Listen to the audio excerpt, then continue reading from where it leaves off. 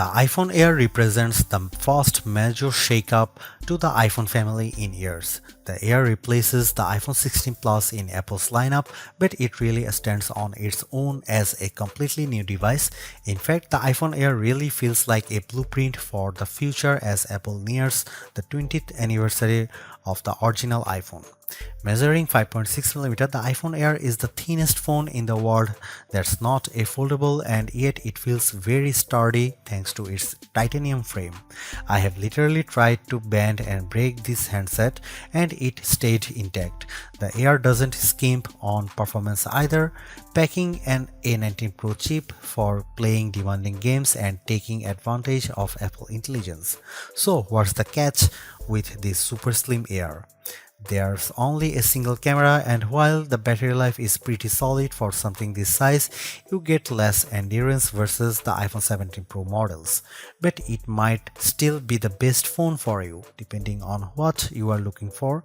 Here is the pros and cons in my full iPhone Air review. The iPhone Air starts at $1,000 for 256GB of storage. That's $100 more than the iPhone 16 Plus, but Apple is betting that you will be willing to pay a premium for a phone that's this slim and portable.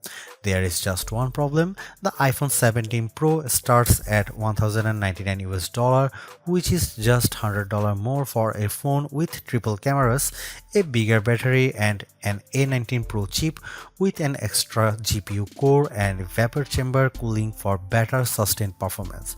So you should really think about whether this stunning design is worth it. The iPhone Air has a release date of September 19. The iPhone Air is so thin and light that you are worried for its safety when you see it from across the room, but you will feel reassured when you put it in your hands. Measuring just 5.64mm thin, the iPhone Air edges out the Samsung Galaxy S25 Edge for the thinnest phone we have tested.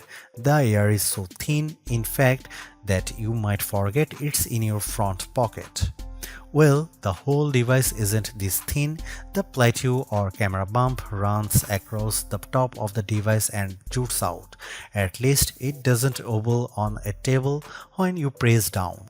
Apple purposely crammed all the major components into this area to make room for a larger battery down below. The iPhone Air comes in sky blue, cloud white, light gold, and black. Frankly, the black color makes the design look cheap and not as thin. I preferred the sky blue model I tested, which does a better job of showing off the Air's thin profile. Some have complained that the titanium frame is too shiny, but I don't agree. If you are worried about the durability for a phone this thin, I think you can rest easy. I saw a demo that simulated a band with 130 pounds of force and the iPhone Air shrugged it off. To further fortify the iPhone Air, Apple equipped the phone with a Ceramic Shield 2 display with 3x the scratch resistance of the previous technology and the Ceramic Shield back that's 4x more crack resistant than glass. It is worth noting that the iPhone Air has a single speaker integrated into the earpieces compared to dual speakers for the iPhone 17 and 17 Pro series. During my testing, the Air's speakers got plenty loud when listening to Apple Music, but it did sound tiny at max volume. Some have shared in our YouTube interview with Apple on the iPhone Air that they wish that this phone came in a mini size. I say there is no need, you get the best of both worlds with this device, a large 6.5-inch display in a very pocket-friendly size. And it's a pretty damn good ProMotion screen too, with a rated maximum outdoor brightness of 3000 nits, a 1 to 120Hz refresh rate, and anti-reflection tech built in. Outdoors, I put the iPhone Air up against the Galaxy S25 Edge, playing the same Begonia trailer, and Emma's tone looked brighter, plus there was less glare. The iPhone Air didn't perform quite well as in our lab testing, covering less of the DCI-P3 color space and turning in a slightly worse Delta E accuracy score. The iPhone Air features a single 48 megapixel fusion camera with 2x optical quality zoom. No telephoto, no ultra-wide, but it is a pretty strong performer based on my testing. Just don't expect much more from the 10x digital zoom. The iPhone Air does bring some cool new camera features to the table that are also available on the iPhone 17, 17 Pro and 17 Pro Max. This includes an 18 megapixel center stage front camera that leverages a square sensor to let you shoot landscape selfies without having to flip the phone in your hand. Here are some camera samples of the new iPhone Air.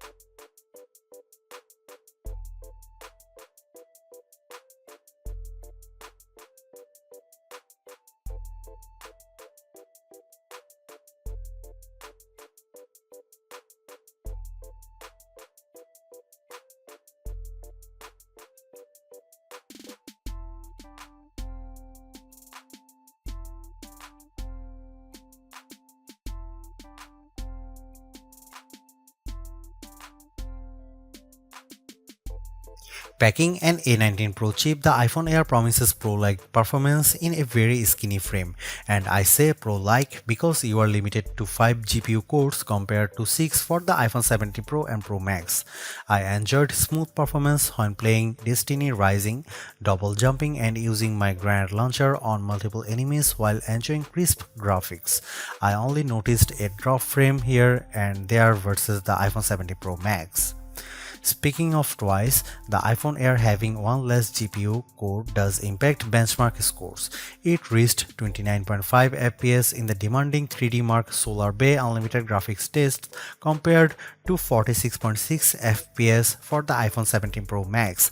The Galaxy S25 Edge also turned in a higher frame rate.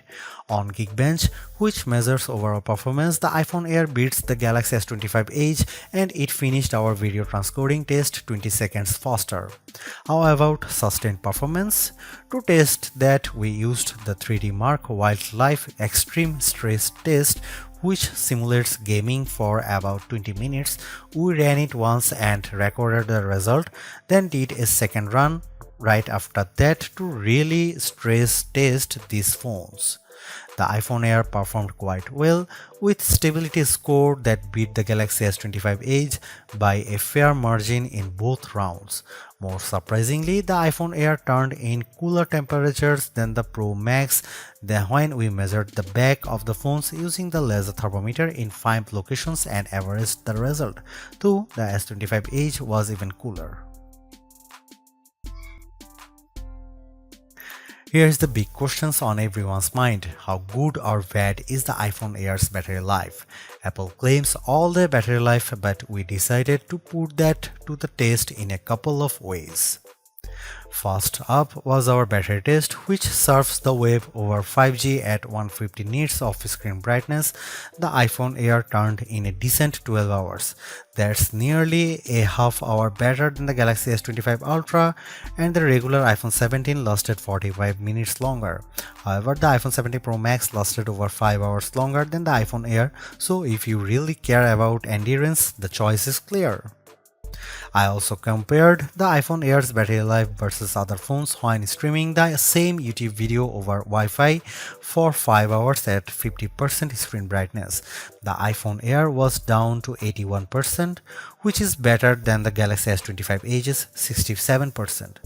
Note that Apple sells a $99 MagSafe battery pack for the iPhone Air that's designed to deliver 65% more power. I am torn about the iPhone Air as its remarkable piece of engineering. This design is amazingly thin and light, and Apple deserves serious credit for making it so durable. It feels so strong, I don't think I would bother with a case. I also like how well the iPhone Air performs.